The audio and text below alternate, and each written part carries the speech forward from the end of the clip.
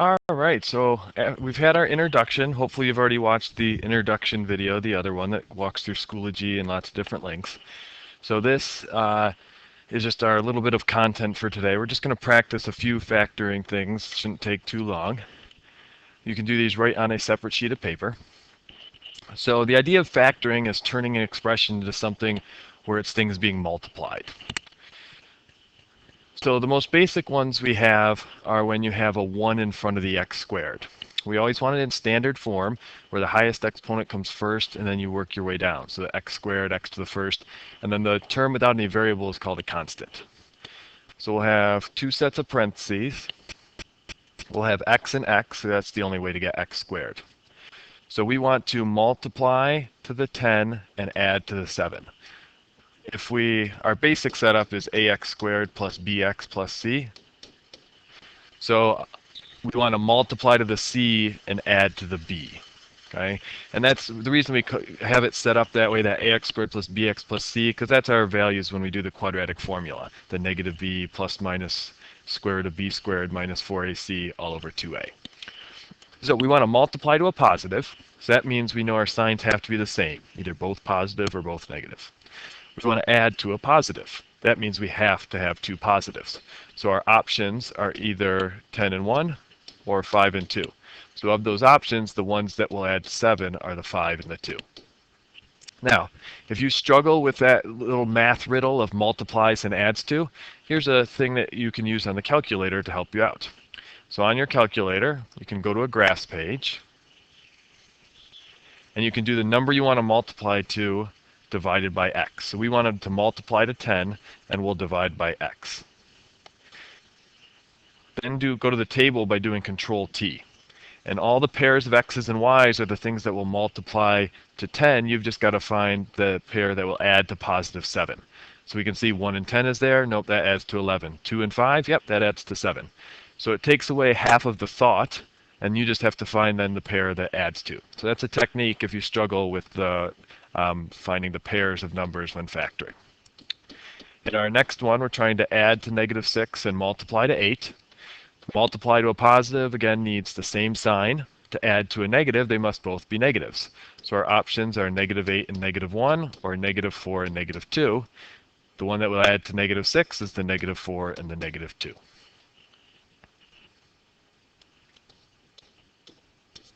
In our next one, we'll have x and x. We want to add to negative 2 and multiply to negative 15. This time we want to multiply to a negative, and the only way to get a negative is if you multiply by different signs. So we know we'll have one positive and one negative. The fact that we're adding to a negative means the bigger thing needs to be the negative. So our options for 15 means we can have negative 15 and positive 1, or negative 5 and positive 3, because we know the bigger one had to be negative. Well, the one that gives us negative 2 is the negative 5 and the positive 3. So those are our basic type factoring ones. We're going to spend time, we're going to do 5 or so of more complicated factoring ones.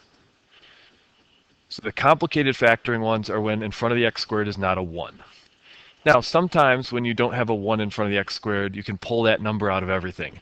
But here we can't take a 2 out of everything. So we've got to work with this as is. The method I'm going to show you, I'll refer to as the a times c method. Remember, we have ax squared plus bx plus c. So I call it the a times c method because the first thing we're going to do is we're going to multiply a times c. So the a times the c, when you multiply them together, you get negative 14. The regular multiplies and adds to does not work when the number in front of the x squared is not 1. We call that number in front of the x squared the leading coefficient. So when the leading coefficient is not 1. The multiply is going to be whatever we get when we did a times c, and the add is still 5. So we're looking for two numbers that multiply to negative 14 and add to 5. And the ones that will do that are 7 and negative 2. What those numbers are is how we'll split up the middle only. You're going to leave the 2x squared, you're going to leave the minus 7. But instead of having plus 5x, you're going to now have the 7 and the negative 2. So we'll have 7x and minus 2x. Because notice, if you recombine those terms, it just gives you 5x. So the a times c method strategically uncombines like terms So we'll be able to do a process called factor by grouping. Factor by grouping is when you have 4 terms, you split it down the middle. We want to see what can we take out of the terms on the left. The thing they have in common is an x. When we take an x out of each of them, we'll have 2x plus 7. You then automatically rewrite the 2x plus 7 over on the other side. And then we just have to decide what should go out in front of this parenthesis so that when we distribute it, it would give us the negative 2x minus 7.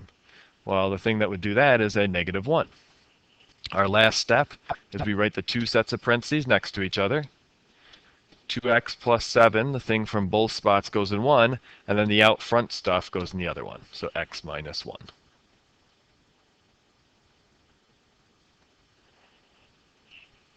So we're going to practice a few more of these. So we don't have 1 in front of the x squared. We can't pull a 3 out, so that's what would tell us to do the a times c method. When you do a times c, always consider the signs also. So we're doing 3 times negative 10, so we'll get negative 30. Negative 30 is what we want to multiply to. The 1 is what we want to add to.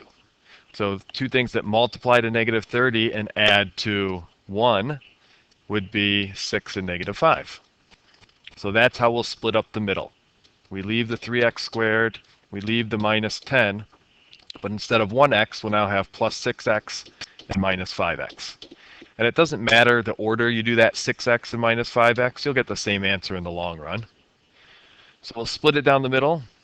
We can take a 3x out of both of them in this case, leaving us with x plus 2. We'll automatically put x plus 2 on the other side, and we have to decide what should we distribute to give us minus 5x minus 10. Well, what times x gives us minus 5x? That would just be minus 5, and minus 5 times 2 gives us the minus 10. So in our 2 sets of parentheses, the x plus 2 goes in one spot, and the 3x minus 5, the stuff out front, goes in the other spot. And that is our factored form. If you wanted to check it, you would just FOIL it out. So x times 3x gives us 3x squared. X times negative 5 is minus 5x. 2 times 3x is 6x. And 2 times negative 5 is negative 10. When you combine your like terms, it does check out. So this would be our answer here. So I'm going to go through 3 more examples. If you want to challenge yourself, once I put the example up, feel free to pause the video and try and work through it on your own. And then if you have it, you can just skip ahead to the answer. And if you're good, then you can just move on. So I'm going to show 3 more examples. So this one here, 1 is not in front of x squared, so we'll do a times c to get negative 24. The 4 times negative 6. We need to multiply to the negative 24 and add to 23. So it'd be 24 and negative 1. So 4x squared plus 24x minus x minus 6. We'll divide it down the middle. We'll put 4x out front, leaving us with x plus 6. We'll put x plus 6 on the inside, and we'll see what do we have to distribute to get negative x minus 6. Well, that would be a negative 1. So we'll have 4x minus 1 and x plus 6.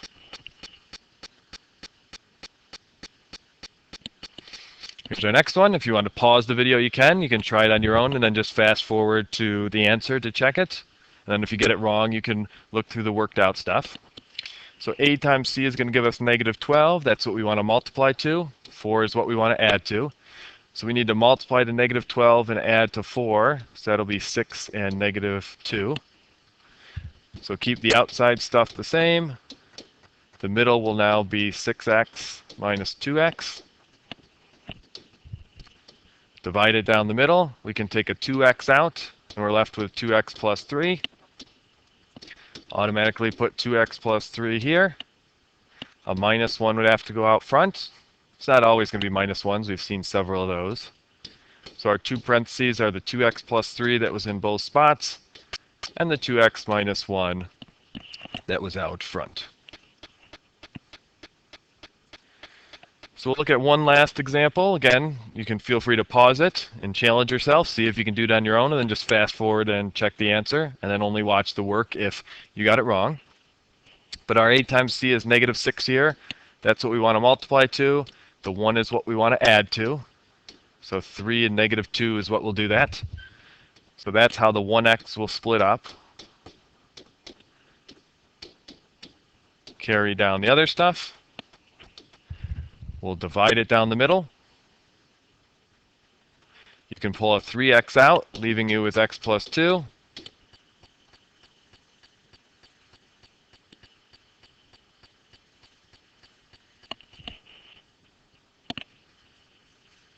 Sorry, pull a 3 out and you're left with 2x plus 1. I made a mistake there. So 2x plus 1 would automatically go over here. Minus 1 would have to go out front to give us negative 2x minus 1. Again, it's not always going to be minus 1. We've seen that in 4 of the 5 ones we did, though.